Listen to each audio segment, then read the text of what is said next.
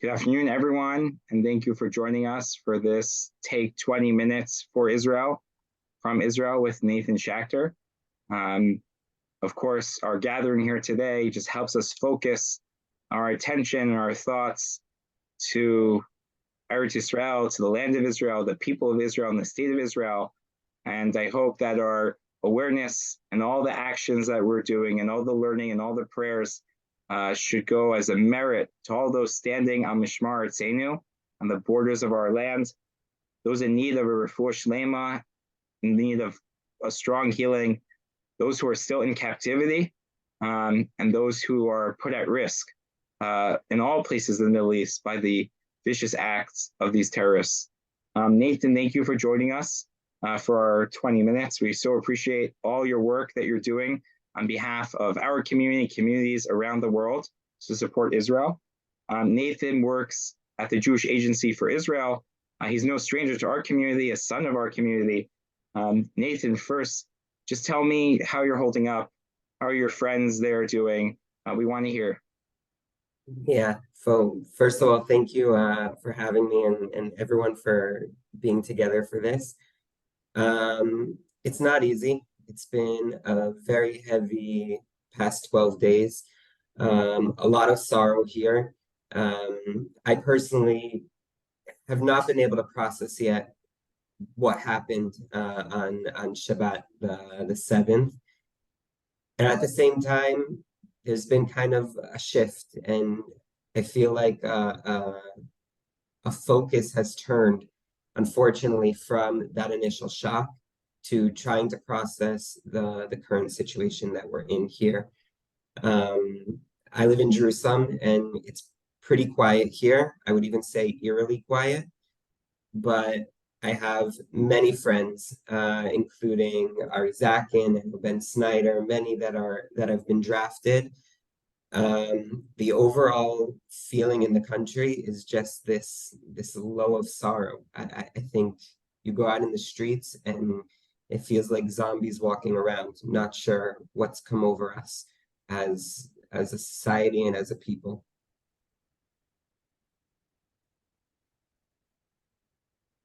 And over the last, I guess, almost now a week and a half, can you tell us a couple of moments that really stuck out for you as we try to just understand what the experience has been like? Yeah.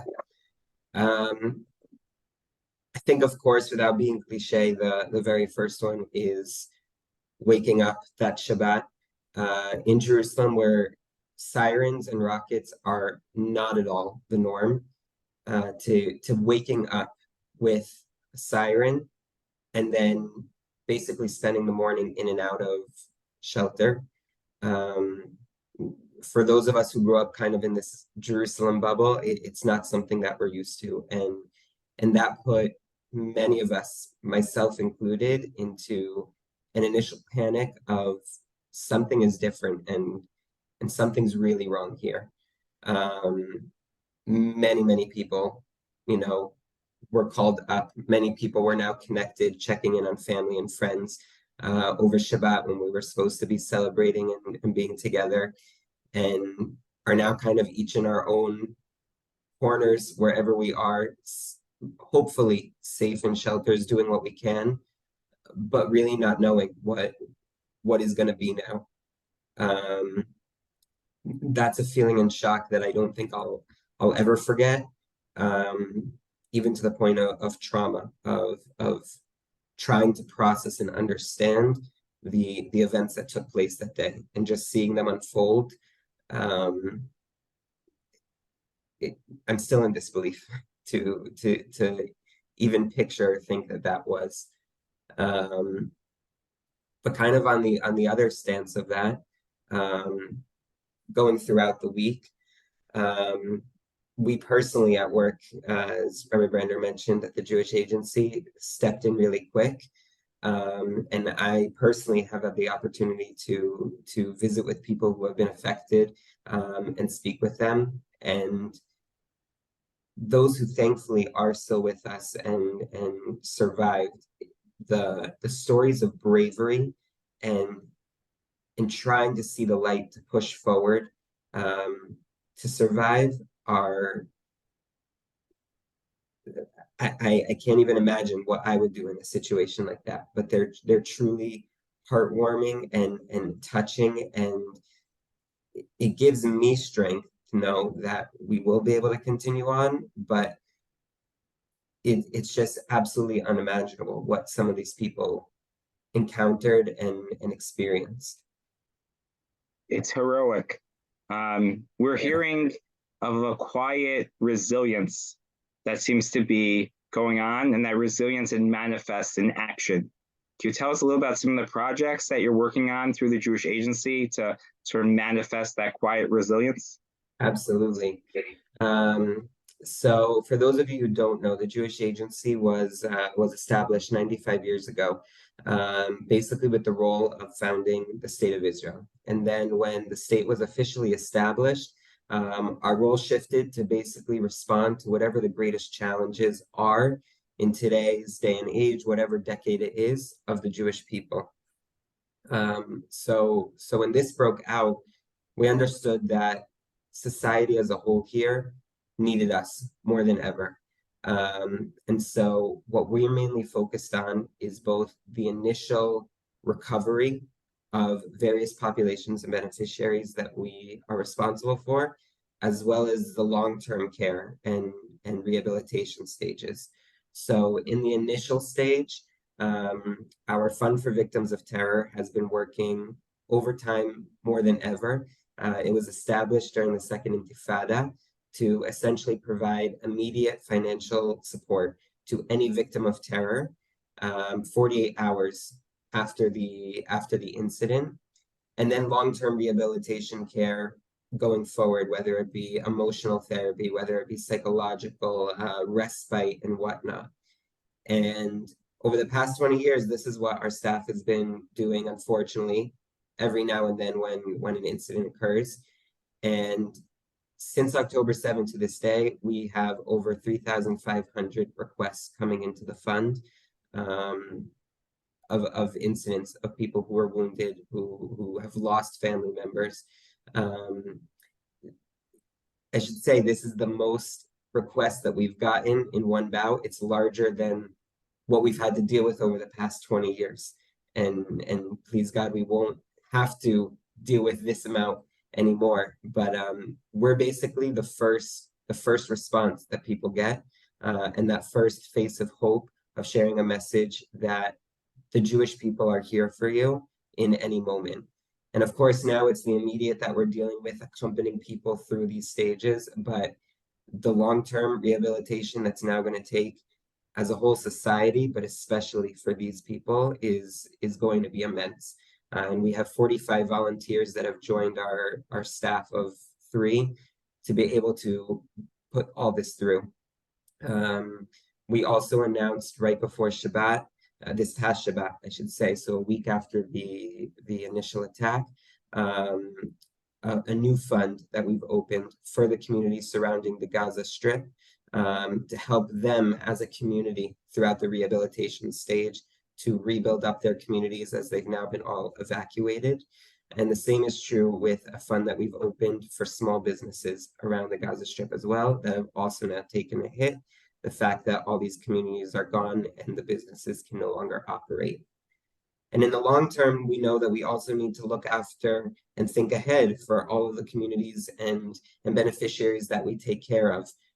We have about 4,000 new Olim, new immigrants that lived in the southern region in all these areas of danger now with rocket fire, whether they came from Russia and Ukraine in the past year and a half, whether they came from Ethiopia or many other countries around the world.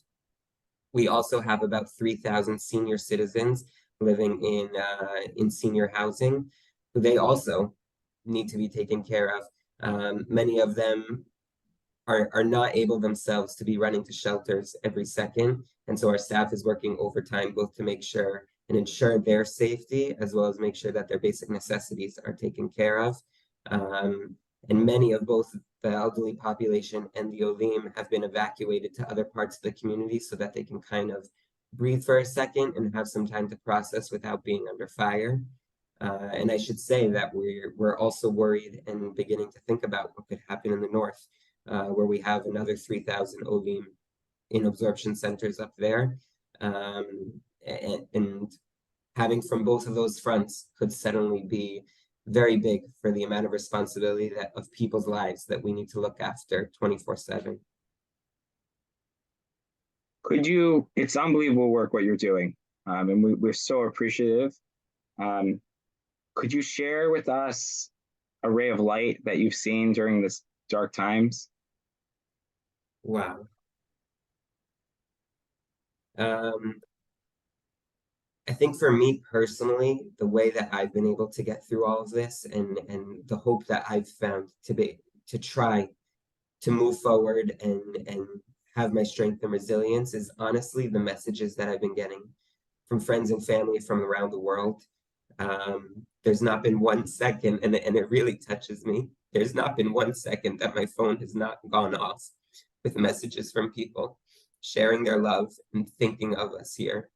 And it's unfortunate that we see the true unity in times of crisis like this, but it's also what helps us get through it.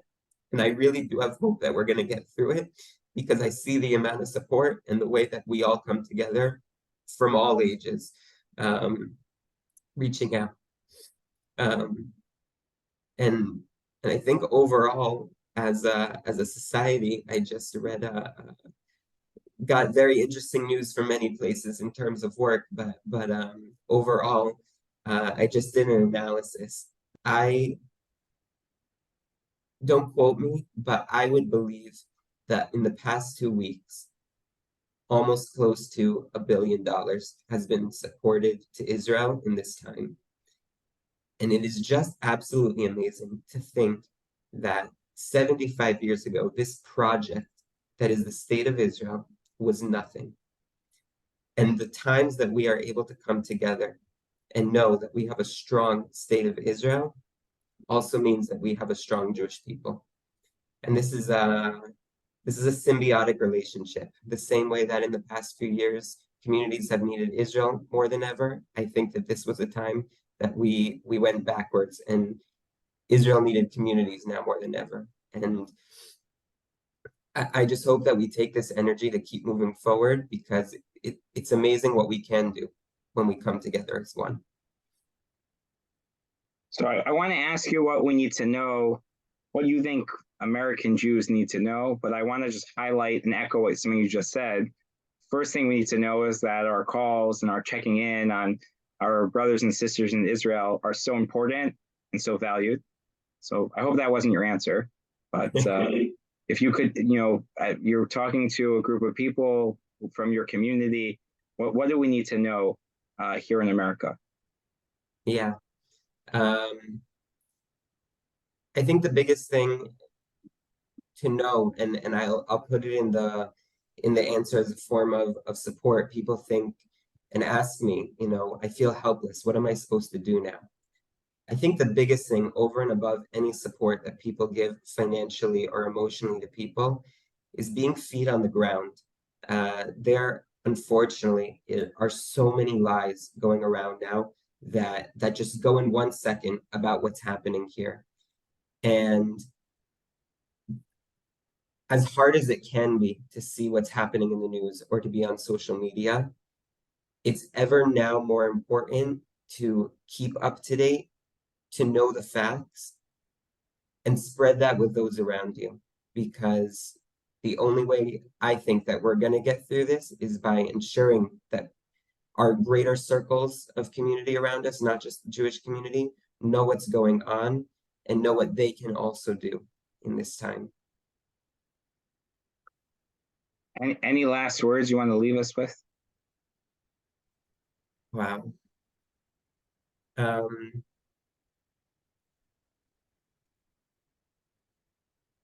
feel like I've said everything, but I think that I would just stress again the mobility of people coming together, as well as understanding that this is a global issue. I unfortunately am no more scared for what's happening here on the ground in Israel than I am for what's now happening in communities and campuses and other places around the world.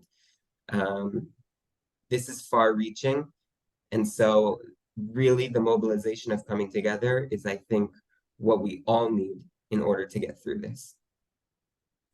Thank you so much for your time and taking time to join with us. I'll Of tell course. everyone listening at home that one of the ways we can partner with Nathan is the Federation has a Israel Relief Fund, and a large portion of that money is going directly to the Jewish Agency to implement the important work that Nathan is talking about.